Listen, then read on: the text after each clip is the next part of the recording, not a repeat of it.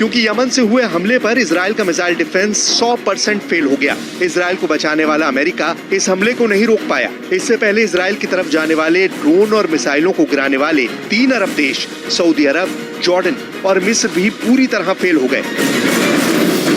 Israel पर Yemen की तरफ से हुए मिसाइल हमले के बाद की तस्वीरें देखिए। रविवार तड़के 6:30 बजे इजराइल में सायरन बजने लगे और फिर सड़कों और हाईवे पर ये हाल देखा गया। लोग बचने के लिए ऐसे छुप रहे थे।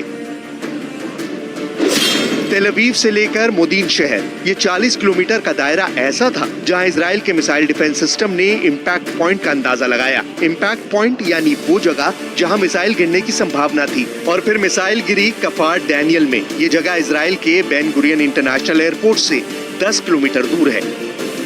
नफ़ज़त القوة الصاروخية في القوات المسلحة اليمنية بعون الله تعالى عملية عسكرية نوعية استهدفت من خلالها هدفا عسكريا للعدو الإسرائيلي في منطقة يافا في فلسطين المحتلة وقد نفذت العملية।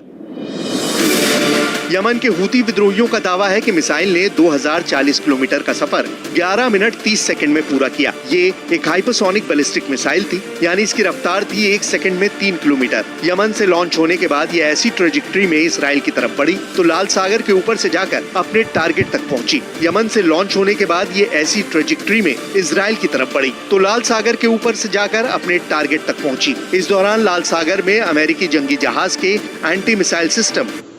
You've got the best deals on delicious food. Order now. Food Panda? הם כבר היו צריכים לדעת שאנחנו גובים מחיר כבד על כל ניסיון לפגוע בנו. מי שזקוק לתזכורת בעניין זה מוזמן לבקר בנמל חודדה. כל מי שתוקף אותנו לא יחמוק מנחת זרוענו.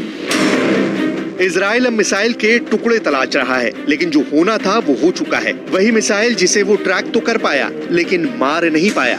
ये इजराइल के लिए बड़ी शर्मिंदगी वाली बात है। यमन की मिसाइल के कुछ टुकड़े रेलवे स्टेशन के एस्केलेटर पर भी मिले थे। तब यहाँ कोई नहीं था, इसलिए घायल कोई नहीं हुआ। लेकिन होता तो क्या होता। इसीलिए कहा जा रहा है कि इजराइल को अब अपने एयर डिफेंस की मरम्मत करने की जरूरत है, क्योंकि वो यमन के हमले में पूरी तरह एक्सपोज हो गया है। रिपोर्ट है कि इजराइल ने यमन की बैलिस्टिक मिसाइल को रोकने के लिए 20 एयर डिफेंस मिसाइल दागी। आसमान में धुएं की ये सफेद लकीरें इजराइल की नाकामी साबित कर रही हैं। इजराइल के सिक्योरिटी एक्सपर्ट योसी मेलमन ने कहा है कि यमन की मिसाइल ने इजराइल के पूरे एयर डिफेंस को भेद डाला। इस हमले में इजराइल का arrow missile defence system fail हो गया। इस हमले में इजराइल का डेविड स्लिंग सिस्टम फेल हो गया। इस हमले में इजराइल का वर्ल्ड फेमस आयरन डोम भी फेल साबित हुआ है। इजराइल ने जिस दीवार को अपनी सबसे बड़ी ताकत बनाया, जो दीवार उसने अपने आसमान के चारों तरफ तैयार की थी, उसे यमन की एक मिसाइल ने चकनाचूर कर दिया है। यमन का दावा है कि उसने ऐसी जगह को टारगेट बनाया जिसकी वजह से करीब 25 लाख इजरायली लोगों को शेल्टर में फौरन भागने की जरूरत पड़ी। إن هذه العملية تأتي في إطار المرحلة الخامسة وجاءت تتويجا لجهود أبطال القوة الصاروخية الذين بذلوا جهودا جبارة في تطوير التقنية الصاروخية حتى تستجيب لمتطلبات المعركة وتحدياتها مع العدو الصهيوني وتنجح في الوصول إلى أهدافها.